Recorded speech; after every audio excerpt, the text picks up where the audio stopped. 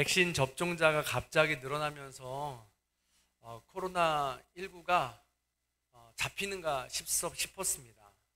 그래서 7월 첫 주부터는 현장 예배 인원도 완화되고 더 많은 성도님들을 만날 수 있으리라는 기대감도 컸습니다. 실제로 지난주는 낯선 얼굴도 볼 수 있어서 참 감사했습니다. 그런데 갑자기 수도권의 확진자 수가 1,300명, 1,400명에 육박하면서 원점으로 다시 되돌아가는 듯합니다. 새로 바뀐 거리두기는 더 강화된 측면이 있습니다. 외출 자체가 어렵다는 이야기가 이렇게 돌았습니다. 그래서 그런지 며칠 전부터 마트에는 물건을 사느라고 북새통을 이뤘다고 합니다. 그리고 금요일에는 오산에 있는 이 초중학교에서 확진자가 또 발생하는 바람에 학생들이 이제 조기기가 하고 어수선한 분위기를 보였죠. 소상공인들은 새 거리두기 발표에 손님들이 발길이 끊어졌다고 합니다. 그래서 미리 준비해 놓은 식자재를 그냥 모두 버릴 수밖에 없다라는 이런 안타까운 소식들을 지금 전하고 있습니다.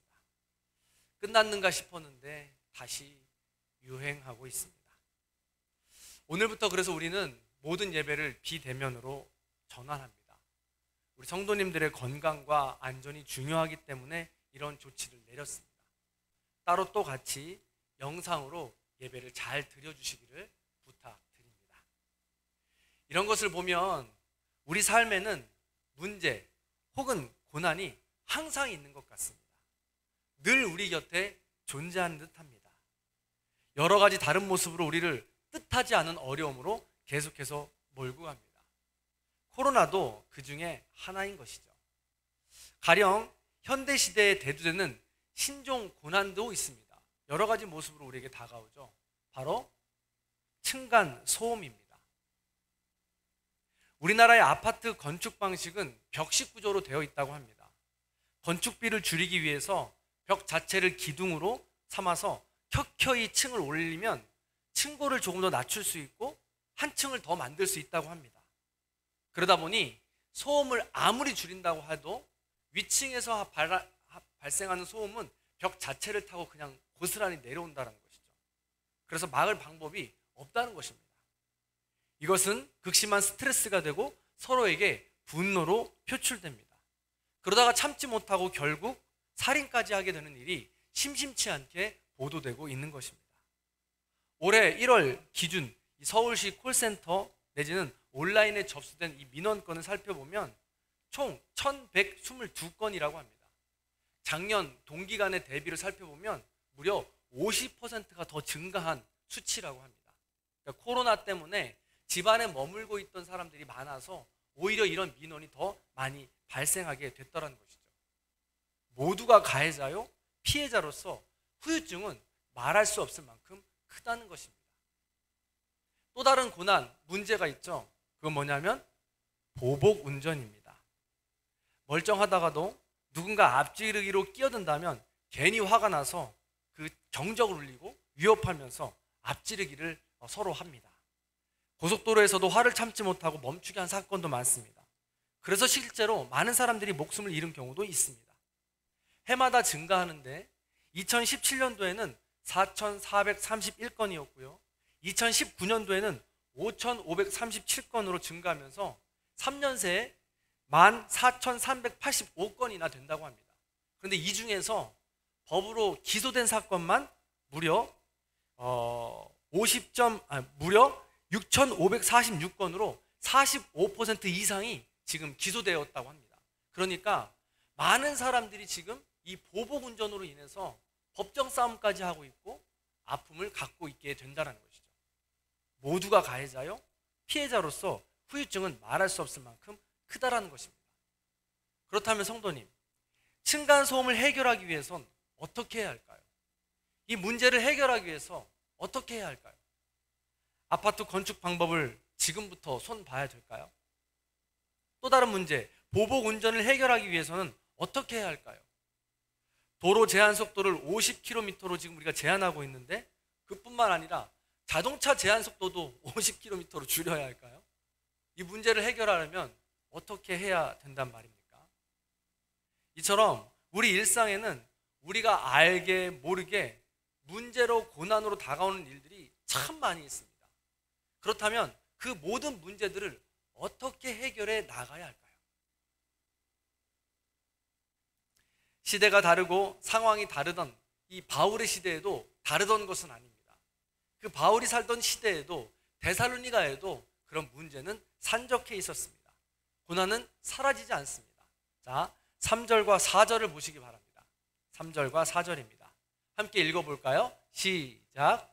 아무도 이 여러 환난 중에 흔들리지 않게 하려 함이라. 장차 받을 환난을 너희에게 미리 말하였는데. 아멘. 바울은 지금 데살로니가인을 향해서 여러 환난이라고 말합니다. 코로나, 층간소음, 보복운전, 취업, 결혼, 건강, 자녀, 교회 등 우리 앞에 펼쳐진 수많은 문제들이 한두 가지가 아닙니다. 여러 가지가 있습니다. 그런데 그 문제가 데살로니가인에도 역시 마찬가지였다는 것입니다. 그들도 수많은 문제 때문에 흔들리고 있고 지금 그 문제 때문에 아파하고 있다는 것이죠. 그렇다면 데살로니가인들이 가진 교회에 가진 이들이 가진 문제가 무엇이었을까요? 자, 먼저 세 가지 측면을 살펴볼 수가 있는데 첫 번째로는 종교적인 측면입니다. 우리는요, 흔히 생각할 때 데살로니가인의 교인들이 로마 군인으로부터 핍박과 고난을 받았을 것이라고 생각합니다. 물론 맞습니다. 그런데 데살로니가인이 바울이 이 편지를 쓸 그 당시만 해도 이 문제는 그렇게 크진 않았습니다. 왜냐하면 그 데살로니가 안에는 다문화 다종교가 인정되던 곳이었기 때문에 그렇습니다. 다만 황제 숭배가 기본이었습니다. 그러다 보니까 그것을 바탕으로 자신들의 종교 회의를 유지할 수 있었던 것입니다. 즉 황제 숭배를 기본으로 한다면 다른 어떤 종교를 섬겨도 문제가 되지 않는다는 것입니다. 그런데 예수를 믿는 그리스도인들이 문제였습니다. 왜냐하면 예수를 믿는다고 하면서 황제 숭배를 하지 않았기 때문에 그렇습니다. 그러다 보니까 같은 데살로니가인들의 이 공동체 안에서 핍박이 일어나기 시작한 것입니다. 같은 황제를 숭배하고 공동체로 집단적으로 황제 숭배의 예배를 드려야 되는데 그걸 안 하니까 서로가 서로를 핍박하기에 이르렀던 것이죠. 가령 예를 들면 이런 것입니다. 우리나라도 불과 몇십 년 전만 해도, 아니 지금도 잔재해 있는 게 있죠. 믿는 가정에서 자라던 우리 여성이 결혼을 합니다. 믿지 않는 가정에 시집을 가게 되면 그 가정에서 제사를 드리게 되죠. 그런데 믿는 가정에서 자라다 보니까 제사를 드리지 않았습니다. 제사를 드리지 않는다고 배웠습니다. 그런데 결혼을 하고 시집에 들어가 보니까 제사를 철저하게 드리는 집입니다. 여기서부터 갈등이 일어나는 것이죠. 그래서 고부간의 갈등뿐만이 아니라 수많은 갈등으로 인해서 갈라지는 경우도 상당히 있다는 것이죠. 그래서 그 가족들로 인해서 핍박을 받는 경우가 왕왕 있었다는 것입니다. 마찬가지로 데살로니가인들도 함께 황제 숭배를 해야 하는데 이것을 안 하니까, 예수를 믿어야 한다고 거부하니까 같은 동족들로부터 핍박을 받았던 것입니다. 이것이 첫 번째 종교적인 측면입니다. 두 번째는요, 당시의 사회적인 측면에도 맞지 않았습니다. 당시는요, 남녀노소 신분 고하가 분명한 시대였습니다. 그래서 종과 주인은 함께 식사를 할 수 없습니다. 남자와 여자가 함께 일을 할 수 없습니다. 그러나 예수님의 가르침은 종들도 함께 식사할 수 있다는 것이고, 심지어 그 종들이 일이 끝날 때까지 기다리라는 것이었습니다. 남성과 여성도 평등하게 일할 수 있다고 했고 예배 드릴 수 있다고 바울은 또 예수 그리스도의 가르침은 이야기하고 있는 것입니다. 그러다 보니까 당시에 이 사회적인 측면에서 많은 사람들이, 기득권을 가지고 있던 사람들이 이것을 인정할 수 없었고 이 사람들을 눈에 가시처럼 볼 수밖에 없었던 것이죠. 또한 마지막으로 그들의 삶의 측면에서도 맞지 않았습니다. 세 번째, 삶의 측면이죠. 왜냐하면 예수를 믿는 사람들은 당시에 성실했습니다. 경건한 삶을 살아야 된다고 생각했습니다. 그러다 보니까 당시에 데살로니가는 굉장히 풍성한 무역 도시였습니다. 그래서 돈과 이런 여유가 많이 있던 도시였어요. 그러다 보니까 많은 사람들이 모여서 먹고 마시기를 즐겨 하던 곳입니다. 그러니까 예수 그리스도를 믿는 사람들은 금욕생활, 경건한 생활을 하기 위해서 이것들을 지켜나가다 보니까 함께 그렇게 먹고 마시면서 놀던 사람들이 안 하고 뒤로 빼니까 그 원래 함께 하던 사람들이 눈에 가시처럼 꼴불견으로 쳐다봤다는 것입니다. 이건 지금 이 시대도 마찬가지죠. 교회를 다니는 사람들을 생각하면 우리가 생각하는 상이 있습니다. 술을 마시지 않습니다. 담배를 피지 않습니다. 욕을 하지 않습니다. 이런 것들이죠. 이게 우리가 그리스도인이다라고 하면 그려놓는 상입니다. 물론 술을 마신다고 해서 담배를 핀다고 해서 이 구원과의 관계된 것은 아닙니다. 그러나 우리 사람들이 일반적으로 생각하는 그리스도인의 상이라는 것이죠. 데살로니가인들도 그런 상이 존재했습니다. 그러다 보니까 동족들 간에 갈등이 생기기 시작한 것이죠. 자, 이렇게 이런 것들을 살펴볼 때 그 당시 그들이 받는 고난은요, 문제는 동족들의 핍박이었습니다. 이것이 얼마나 힘든가요? 내가 믿었던 가족이, 내가 사랑했던 이웃이, 마음을 나누며 웃고 지내던 친구가 다른 삶을 살아가면서 나랑 점점 멀어지는 것 같습니다. 그러다 보니까 마음도 멀어지고 서로 단체를 이루면서, 공동체를 이루면서 핍박하기에 이르렀던 것이죠. 이것만큼 마음 아프고 힘든 일이 어디에 있겠습니까? 데살로니가인의 문제와 고난은 바로 이것이었던 것입니다. 자, 그렇다면 그렇게 내면의 고통과 아픔과 핍박 가운데에서 그런 고난과 문제를 바울은 어떻게 해결하라고 지금 말하고 있는 것일까요? 바울이 지금 직접 갈 수 있는 상황이 안 되니까 믿고 신뢰할 만한 아들과 같은 디모데를 보냈다고 되어 있습니다. 하나님의 동역자 디모데를 보냈다고 되어 있죠. 그렇게 디모데를 보내서 바울이 한 말이 무엇일까요? 그리고 디모데가 가서 한 일은 무엇입니까? 실제로 핍박하는 이 로마를 향해서 법정을 뛰어다니면서 문서를 제출하고 서류를 제출하고 그들을 도왔나요? 아니면 핍박하던 동족들을 찾아가면서 아니라고, 그런 거 아니라고, 오해하지 말라고 선물을 주면서 그들에게 변호했던가요? 바울이 디모데를 통해서 어떻게 이 문제를 해결해 나가는가, 오늘 본문 3절, 4절을 세 번역으로 한번 읽어보겠습니다. 자, 같이 읽어볼까요? 시작. 여러분도 아는 대로 우리는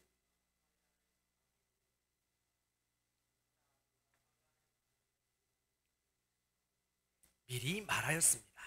그렇습니다. 바울은 데살로니가인들의 교회가 가진 문제를 분석하고 해결책을 위해 기획하지 않았습니다. 어떻게 하면 로마와 동족들 간의 핍박으로부터 벗어날 수 있는가 고민하지 않았습니다. 바울은 디모데를 통하여 데살로니가 교인들에게 말합니다. 이렇게 말하는 거죠. 고난은 변수가 아니라 상수다.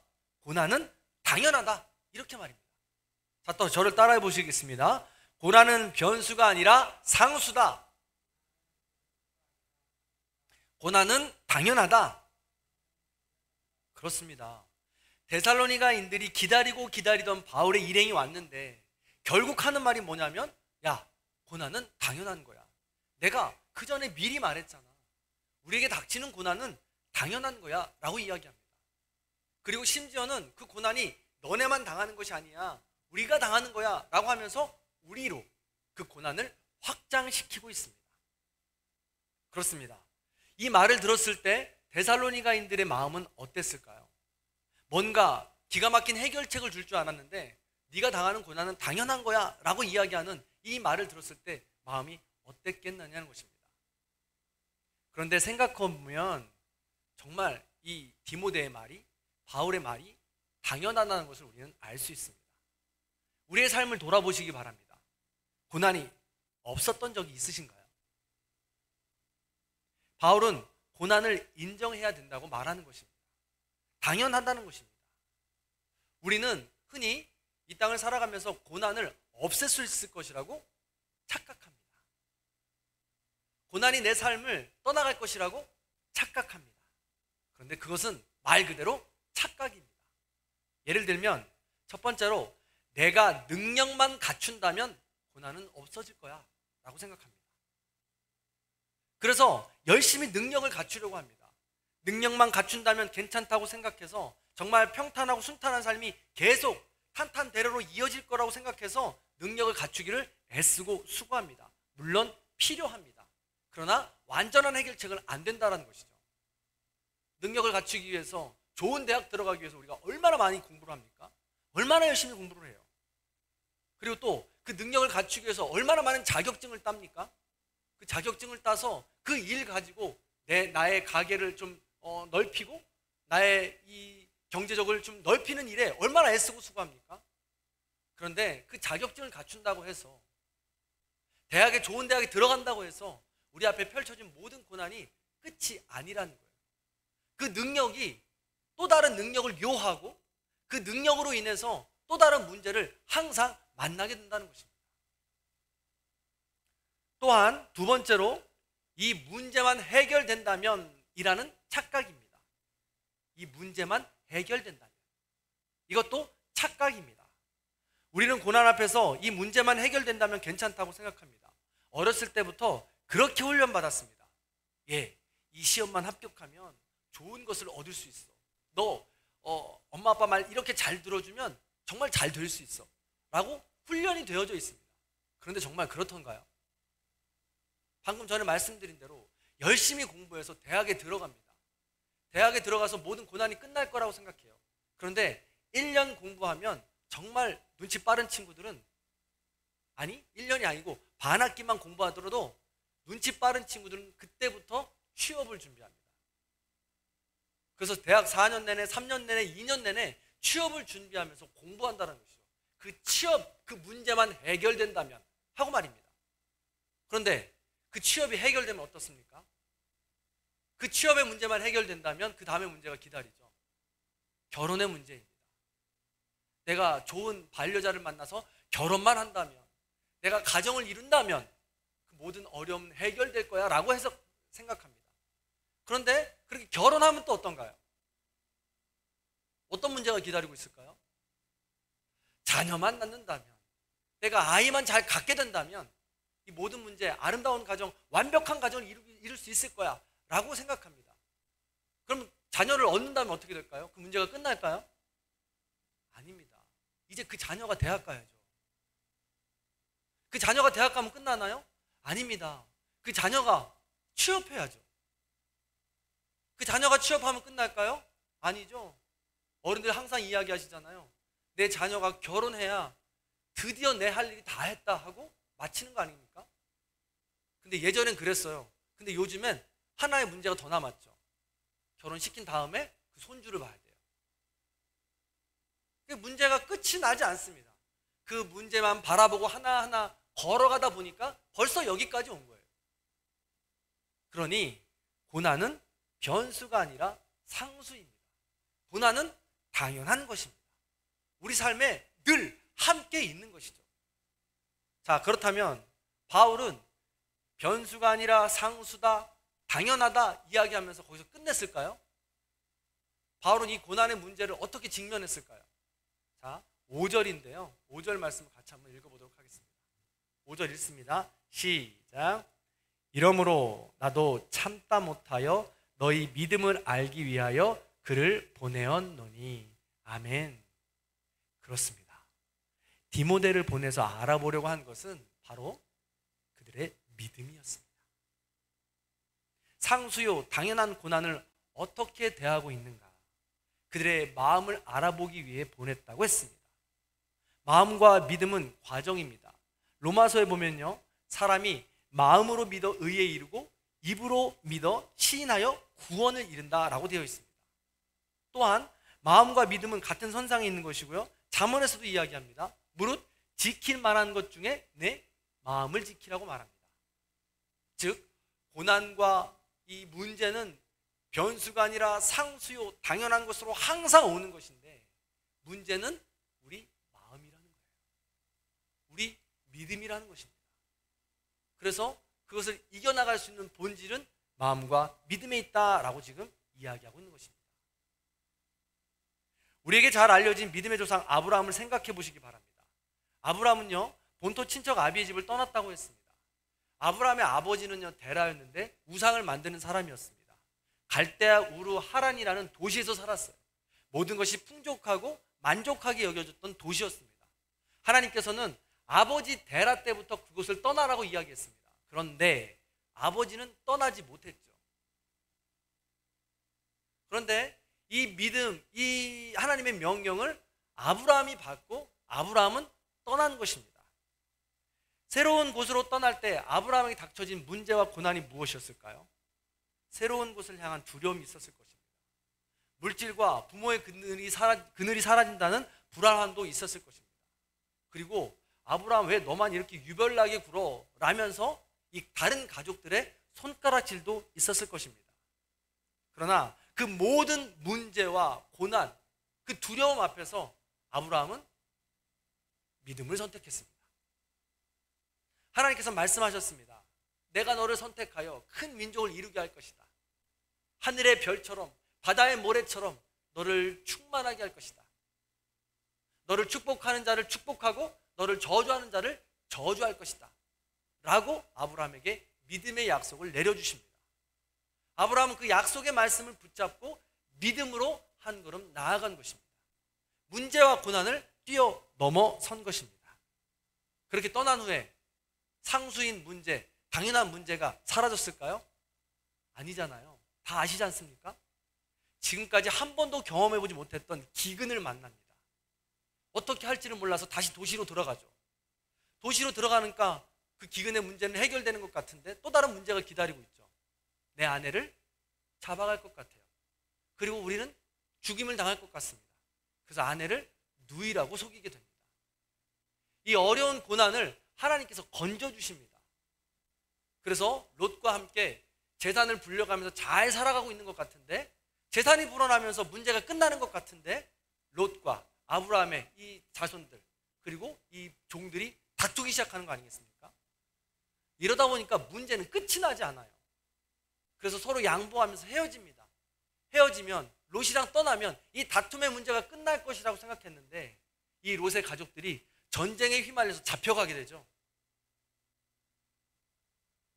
이 문제를 통해서 아브라함은 또다시 길리고 훈련된 자 318명을 데리고 가서 전쟁에 참여하면서 롯을 구해내게 됩니다.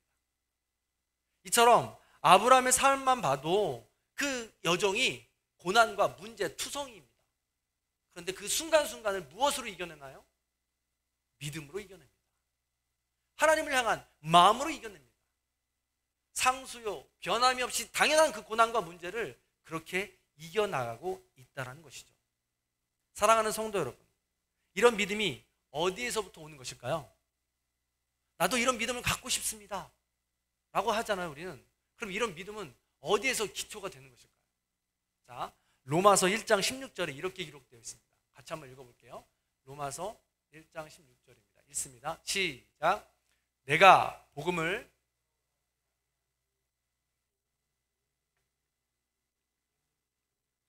능력이 됨이라. 아멘. 그렇습니다. 그 능력은 바로 복음입니다. 고난과 문제를 이겨나갈 수 있는 것은 바로 복음의 능력입니다.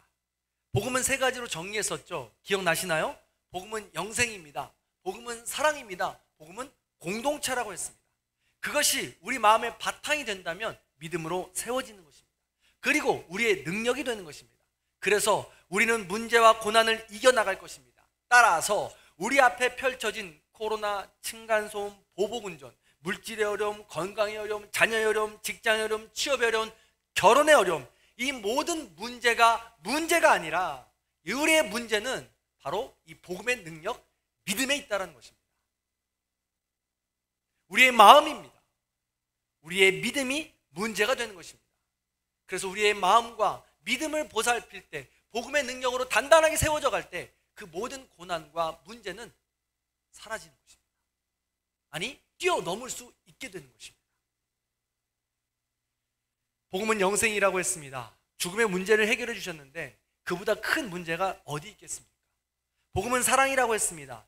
죽기까지 낮아져서 겸손한 그 사랑을 믿는다면 우리도 예수님처럼 겸손한 사랑을 할 수 있는 것입니다. 복음은 공동체라고 했습니다. 영생과 사랑으로 그렇게 나아가는 사람들이 모인다면 그 공동체는 반드시 문제와 고난도 승리해 나갈 수 있게 되는 것입니다. 사랑하는 성도 여러분, 고난 중에 계십니까? 문제 중에 계십니까? 사실 문제는 내 믿음이요, 내 마음인 것입니다. 복음의 능력으로 내 믿음과 마음이 더 단단해져서 그 모든 문제와 고난을 승리해 나가시는 저와 여러분들의 삶이 다 되시기를 주님의 이름으로 간절히 축원합니다. 말씀을 시작할 때 우리 층간소음과 보복운전에 대해서 이야기했잖아요. 그리고 오늘 말씀을 기억하시면서 우린 적용점을 찾아야 되는데요. 그럼 복음의 능력과 이런 모든 믿음을 생각하니까 굉장히 거대하고 경건하고 거룩한 것이라고 생각할 수 있습니다. 그런데 사실 굉장히 사소한 것에서부터가 시작되는 것입니다. 생각해 보세요. 층간소음의 이야기를 우리가 다시 한번 생각해 보시기 바랍니다.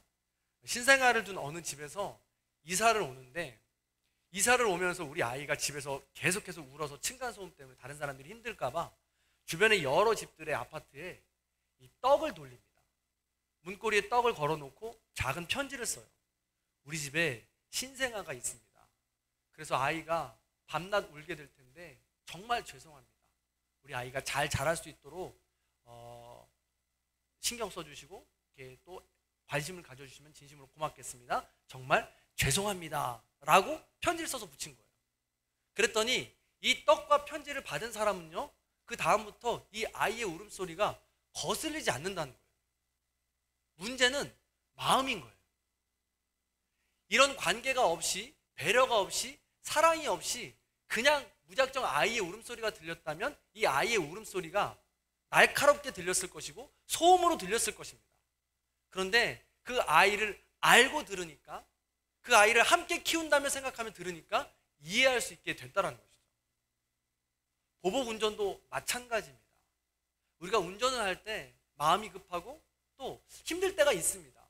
그런데 그때마다 한 번 더 방향지시등, 양쪽 좌우 방향지시등을 깜빡이라고 하죠. 한 번 더 눌러주는 겁니다. 조금 더 눌려주고 그 상대방을 위해서 이렇게 표시를 해주는 것입니다. 미안하다고, 고맙다고 말이죠. 그러면 그 순간 올라왔던 분노의 감정은 가라앉게 되는 것이죠. 실제로 저희 아내와 제가 경험했던 일입니다. 운전을 하다 보면 정말 마음이 급해서 차선을 잘못 들 때가 있습니다. 그러면 뒤에서 빵빵 거리잖아요. 그럼 비상깜빡이를 바로 켭니다. 바로 켰는데도 빵빵해요. 그럼 옆에서 그 차가 바로 옆에서 창문을 내리고 막 욕합니다. 그러면 그냥 굽신거리면 돼요. 아이고 죄송합니다. 제가 잘못했네요. 아이고 잘못했습니다. 하면 그분은 그냥 보고 더 하고 싶어도 하지 못하고 그냥 수그러드는 경우가 있다는 것이죠. 이렇게 내가 먼저 복음을 생각하면서 영생, 사랑, 공동체를 생각하면서 조금만 더 한 걸음 양보해 준다면 그런 모든 문제와 고난은 이겨나갈 수 있게 된다는 것입니다. 사랑하는 성도 여러분, 그것뿐만이 아닙니다. 여러분이 처한 가정과 교회와 직장과 이런 여러 곳에서 그런 맡겨진 삶의 자리에서 생각해 보시기 바랍니다. 우리의 마음이 문제입니다. 우리 믿음이 문제인 것입니다. 그것들을 생각하면서 조금씩 하나님을 닮아가려고 노력할 때, 복음의 능력을 키워나가려고 노력할 때 우리는 그 문제와 고난을 넉넉하게 뛰어넘을 수 있게 되는 것이죠. 부디 그렇게 하나님의 신실한 자녀로, 성숙한 자녀로서 복음의 능력을 가지고, 믿음의 능력을 가지고 그 모든 문제와 고난을 이겨나가시는 저와 여러분들이 다 되시기를 주님의 이름으로 간절히 축원합니다. 그 마음을 담아서 우리 함께 찬양했으면 좋겠습니다. 원하고 바라고 기도합니다. 그런 복음의 능력, 믿음을 갖게 되기를 소원합니다.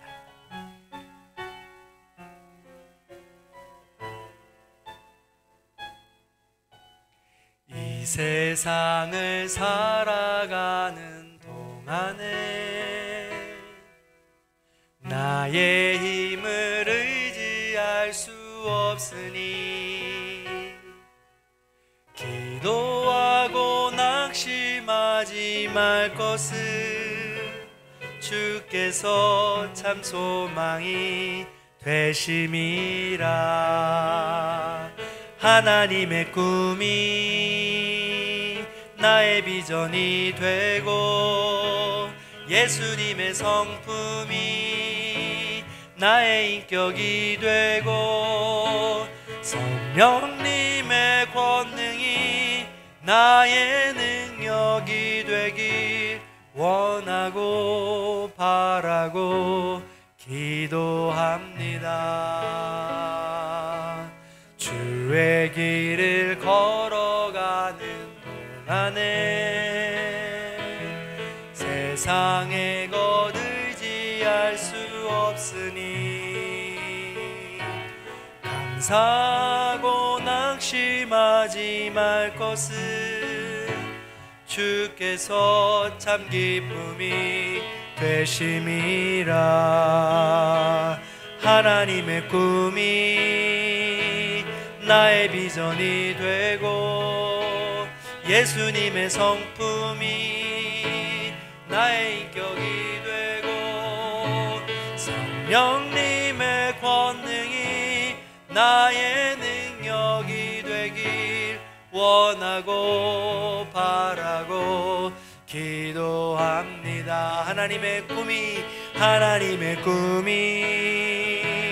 나의 비전이 되고 예수님의 성품이 나의 인격이 되고 성령님의 권능이 나의 능력이 되길 원하고 바라고. 마지막으로 우리 한 번 더 고백합니다. 하나님의 꿈이 나의 비전이 되고 예수님의 성품이 나의 인격이 되고 성령님의 권능이 나의 능력이 되길 원하고 바라고 기도합니다. 이 시간 우리 말씀을 기억하면서 잠시 조용하게 기도하는 시간을 갖습니다. 하나님, 문제는 나였습니다. 문제는 믿음이었습니다. 문제는 복음이었습니다. 그 믿음, 그 복음을 나의 마음속에 새길 수 있도록 인도해 주시고 예수 그리스도께서 보여주신 그 복음의 능력, 믿음의 능력을 마음판에 새길 수 있도록 도와주시옵소서. 그리하여 그 영생으로, 그 사랑으로, 그 공동체의 능력으로 다시금 일어날 수 있는 삶이 될 수 있도록 도와주시옵소서. 우리 가슴에 손을 얹고 나를 위하여 기도하는 시간을 갖도록 하겠습니다. 우리 함께 조용하게 기도하겠습니다.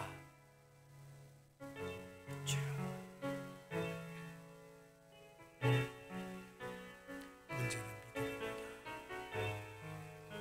문제는 복음입니다. 문제는 나입니다. 마음의 문제는 하나님께서 보여주신 그 사랑 반응하도록 주옵소서. 하나님께서 내주신 그 사랑을 믿음으로 반응하도록 주옵소서. 우리에게 닥친 수많은 문제들이 있습니다. 눈앞에 닥친 고난들이 있습니다. 하나님, 그 고난에 집중하지 않게 하옵소서. 그 문제에 몰입되지 않게 하여 주옵소서. 오로지 하나님께서 보여주신 그 사랑, 하나님께서 함께 하신 그 믿음, 복음에 집중하게 하여 주시고 하나님의 비전, 예수님의 성품, 성령님의 권능을 바라볼 수 있는 삶이 될 수 있도록 도와주시옵소서. 사랑과 은혜가 풍성하신 하나님, 우리 앞에 문제와 고난은 상수였습니다. 당연한 것이었습니다. 그 문제 때문에 우리는 불평하고 원망하고 상황들을 이겨나가지 못할 때가 너무나도 많았습니다. 그런 우리를 불쌍히 여겨주시고 긍휼히 여겨 주시옵소서. 문제는, 고난은 바로 복음이었습니다. 믿음이었습니다. 그 사실을 잊지 않게 하여 주옵시고 하나님께서 내려주신 놀라운 그 사랑을 다시 한번 기억하게 하여 주시며 그 사랑에 믿음으로 반응할 수 있는 우리 모두가 될 수 있도록 인도하여 주시옵소서. 지금도 쉬지 않고 보여주시는, 내려주시는 그 큰 사랑을 날마다 기억하게 하여 주셔서 우리 안에 있는 믿음으로 반응하게 하여 주시고 삶으로 드러나는 귀한 우리 모두가 될 수 있도록 도와주시옵소서. 지금도 우리 눈앞에, 우리의 삶 가운데 산적해 있는 문제들이 있습니다.